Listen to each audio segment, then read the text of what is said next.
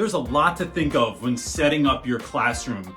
And if this is your first time, there's even more to think about. I mean, it's the cubbies and the stations and the desks, the posters, the rules, the procedures, the routines, the whiteboards, the smartboards, the blackboards, the libraries, the supplies. It is almost endless. And there are a lot of YouTube videos out there for teachers setting up their classrooms.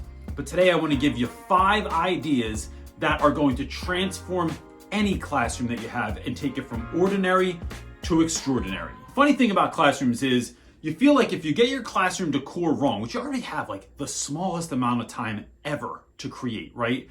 But if you get it wrong, there's like no second chance to make a first impression. No. You get no second chances up in here. I don't buy that. Before I get into this, I don't buy it. There are tweaks you can make all year long. You should think of this as sort of having a relationship with your classroom that's gonna grow and flourish over time.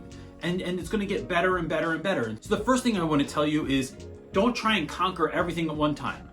Focus on one area. My wife loves doing birthday parties. And one of the reasons she's gotten so good at decorating for birthday parties is because we used to get a lot of decorations and put them in all over the place. So there'd be like one thing on the table and one thing on the front door and a balloon in front of the fireplace. And it just was too little stuff spread over too much space. And so by just focusing on one wall, one corner, one area of your classroom and making that look spectacular, making that look like a focal point, making that look like something that students are going to want to interact with, to engage with, to walk over to, that's going to get you so much further than taking some stuff and spreading it all over your room. Well, I learned a valuable lesson. And if you think about it, students, depending on how your classroom is set up, only see a couple of walls at a time anyway. So if all of my students in the beginning of the year are in rows focusing on the front of the classroom, what they're gonna do is not see anything behind them anyway. So although when they walk in, they see that, when they're sitting in class, they're seeing this wall and the walls to the side. So it is kind of reimagining where in your room do you want that focal point to be, and where can you concentrate your efforts like a Care Bear stare. Sick reference, bro. The next idea here is takes a little bit more bravery, but oh man, the impact is so incredible. And it's this idea of coloring outside of the lines when you are creating your classroom. So not just looking at kind of like the normal, maybe what you grew up with, maybe what everyone else is doing. Don't be afraid to be a little bit different. That the thing that makes you different is the thing that makes you special. I don't think I'm that special at all. We're all special. And so when I look at folks that do bulletin boards, so I was at a school slam, charter school in Florida recently, and they had this really wonderful bulletin board that was a bulletin board of Frida Kahlo, and it just went well beyond the borders of the regular bulletin board. It took up the whole wall. It was so beautiful and so impactful because it went beyond the bulletin board. Now, what was on the bulletin board would have been just fine, but the fact that they went beyond the borders is what really made it come alive. Now, you could do this with a bulletin board in your classroom. You could also do this with bookshelves.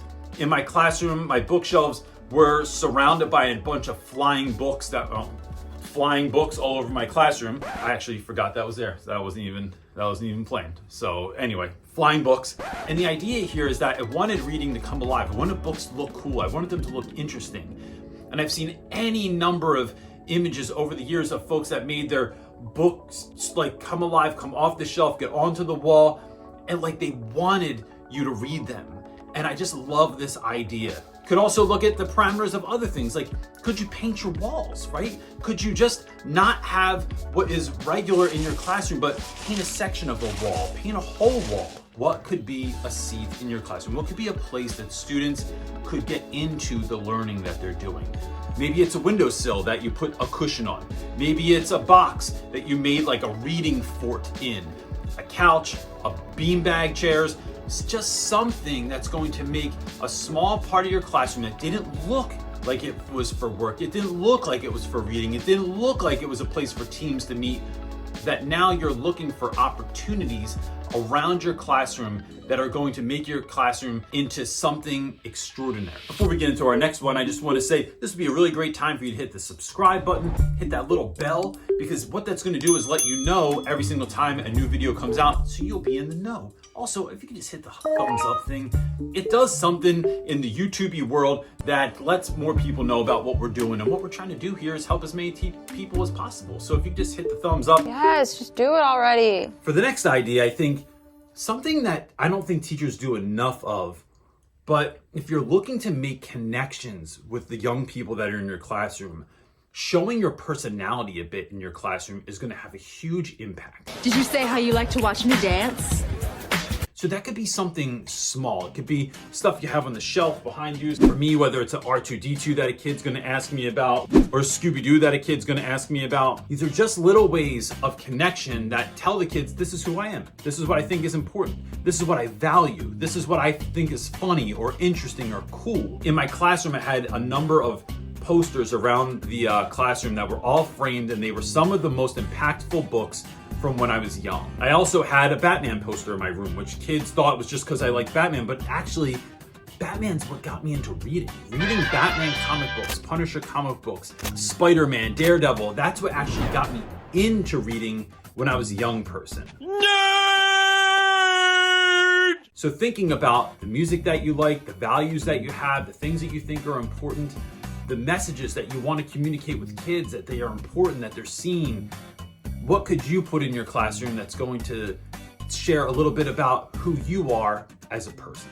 Next, it's actually flipping this idea and finding things that let your students know that you see who they are and where they come from, what's important to them. It's allowing your students to influence some of what's in your classroom. So some ways that we can do this is, one of my friends, Shivy, if you check him out on Instagram, it's his handle is Call Me Shivy. He does this thing in his classroom where every time there's a new student from a new place in the world, they get a flag in their classroom to represent that place. As a way of just saying, like, you belong here. You're one of us, and we acknowledge who you are and where you're from. You might be able to do this in your own classroom library. You might be able to do this in the artwork that you choose to put on your classroom walls. Again, on your bulletin boards in your classroom. It's just some small homage to who your students are. Now, the work here is that you need to get to know your students first before you can go and do this. And I have a really great video on building classroom relationships, building relationships with students that really gets to the core of this. And I'm gonna link that up here and in the description box below, so you can check that out if you're looking for ideas on how to get to know your students so that you can represent them in your classrooms. And the last thing is lighting. Did he just say what I thought he said? Now, before you click off, this seems like such a basic one, but look, I'm gonna break it down for you like this. Given the right lighting, everything changes. If you've ever been to a concert and see what the room looks like when all the house lights are on and nothing is dramatic yet, then when the band comes out on stage and the way they shift the lighting, it makes things come alive. It makes you notice things you didn't notice before. It makes things stand out that were just blurring into the background before. So one of the things in my classroom that I really wanted my students to do was to go over and interact with books. So on all of my bookshelves in the classroom, we had specific spotlights on it, or under the shelf lighting. I didn't use overhead lights in my classroom. I only used lamps and spotlights. You can even buy spotlights for specific posters in your classroom so that it shows exactly what you want the students to see, and it makes it come alive. It makes it look cool. It makes it look like something that we don't see in every other single classroom. You can even use candles in your classroom. I buy battery powered candles from Amazon and from the dollar store, and I use them all the time in my classroom because they look like real candles. It's something no one expected. And part of the way to get kids into what we're doing is to create spaces and places that they don't expect, to make parts of the lesson come alive that they didn't see coming, to add music, to add lighting, to add drama to some of the things that make a regular old school day something to remember. Now, if you're looking for more ideas on how to build out your classroom and how to take it to that next level, to make it a place you want to be in and your students want to be in, you can click any of these videos that are popping up now and take your classroom from ordinary to extraordinary. That's it, gang.